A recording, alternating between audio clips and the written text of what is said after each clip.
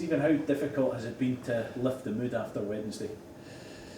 Yeah, it was difficult. More so just after the game and the coming days straight after. It was a big disappointment. That is what it is for fans, staff, players, everybody. But nobody will have been hurting more than the players. I think the expectation they put in themselves is big. And then to not hit the heights of what we can do and where we've been is the biggest thing that they're feeling, that they had been feeling. So with having the time between the games, there was a bit of downtime. Let the boys go and shake that off whatever way they like doing to get back focused for what is a new campaign. And we've probably seen the results of that in the last couple of training sessions. It's been much better than where it was after the game against Ukraine. Speaking to Andy Robertson after the game, he said we just didn't really turn up. Is that the biggest frustration, that they'll be looking at themselves? For sure. It wasn't good enough. Definitely. No, you didn't need to walk in the change room and say anything. Every one of them understood that they'd let a very good opportunity go. We didn't get outplayed, or we didn't. It wasn't unbelievable stuff Ukraine done that cost us. So that's where the boys looked at themselves and understand that it is a setback. It's a frustration, but for this group, it's been real positives for a long time. Which the disappointment, the root of it comes from that. The progression in the squad and how well we've done and getting to the Euros, the expectation goes up and everybody really has a real belief that we can get to tournaments. Now that's where we want to be.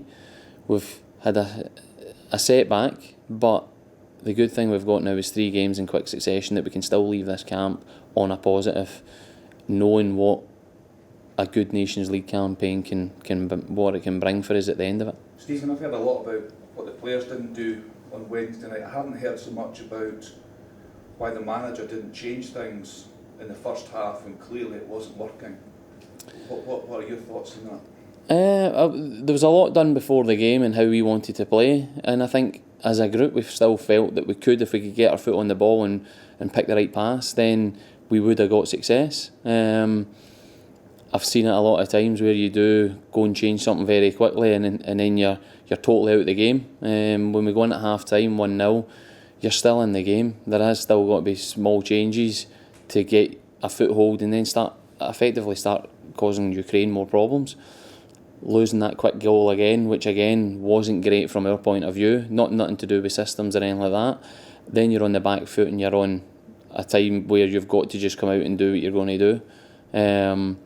And there's been previous games, I think, where picking the right time to change it is really important. But like I said, if you take yourself and make changes early enough and it doesn't work out, then you're totally out the tie. How concerned were you? There was watching you at the games, obviously your job to go down and watch, go down and liaise with the manager. How concerned were you in that first half? Because we did concede several chances. Craig Gordon kept us in it with a couple of terrific saves. Yeah, I think for us the concern was how easy they got through us more than anything else, and that's a trait I would say that's been really good with this squad. In a lot of the games in the past we've been solid. We maybe didn't pick and choose the right times when we're going to press and break shape. That caused us problems. But throughout the full game, as staff to the manager, we've constantly just gone to bring him what we see, what we do, and the manager will make the call. I think it's hard for any one individual to watch a game and start seeing everything that's happening. So it was more just that. But the manager's very controlled in everything that he does, and I think that's got us a lot of good results in the past. So I think overall, all round, it just wasn't good enough on the night. And everybody feels that because of how good an opportunity we felt it was. Yeah, I think that was ramped up. We're all disappointed. But I don't know if you watched the Wales-Ukraine game yesterday, yeah. But watching that, you just felt that Wales were there for the team. They didn't look a great side. It didn't look a better side than when we've been playing well. We have. Was the disappointment increased watching that game last night and thinking about what we could have done down there?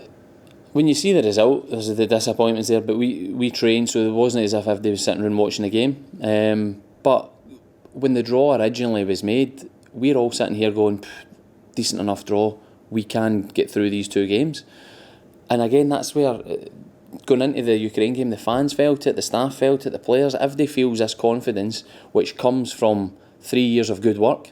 And that is that there's no getting away from, that's where the disappointment comes from.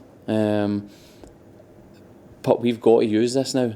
That is, we've done well through a Nations League, got to a tournament. We've had the setback now, and there's not been that many setbacks since the manager's come in.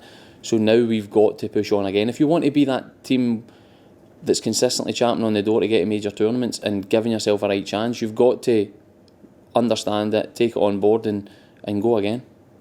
So just a real test of character for the players now to make sure that they do exactly that. It is, and on top of that, you've got 6-7 club captains in the squad who you need these guys to lead the way for the younger ones and do what the manager's asking them to do, because I think that's the thing that you can't get away with. That's what's got the success, the foundations of having a good structure, and then we are a good team on the ball. We've got to do that and use that to create problems for the other teams. But we're obviously in a tougher group from your previous Nations League, so you've got to expect all games will be tough. I think the result for Ireland and Armenia in the last game will have raised a few eyebrows from out with, but we know there'll be tough games. Not these next 3 games coming up, not one of them will be the same. I feel like there'll be differences within them that we'll need to tackle, but then also we'll need to stamp our authority on the game attackingly. Is that the key thing when the sort of Ukraine games are a wee bit further down the line, the fact that it is Armenia and Ireland, that we should be really looking for positive results over these next 3 games? Yeah, we've got to look for positive results, because that's the best way to play this Nations League. Get the results early on, put yourself in a good position, and then just make sure you finish it off. That gives you the target to go for at the end of the campaign. And last time round we got a good result at the start. It builds momentum, and again, that's what we've got to do. It's important for us that we come out these 3 games on a positive note. I know these games are vitally important in qualifying, but are they also opportunities to maybe experiment or give guys opportunities that possibly haven't had them in other games? I wouldn't say experiment, because it's so valuable, but the manager's picked a bigger squad because we come in expecting to play 5 games. There's a quick turnaround now for these 3 games, so it's inevitable throughout the 3 games there's going to be changes, but I would say everybody's in this squad on merit. Some might need to wait longer for a chance, or they might not get a chance in this group of games. Some might come straight in, get a chance, and then it puts them in contention again. So that's the way the manager works. He's not, very rarely will MD come into this squad as somebody just to see how it's going, rather than being in contention to play.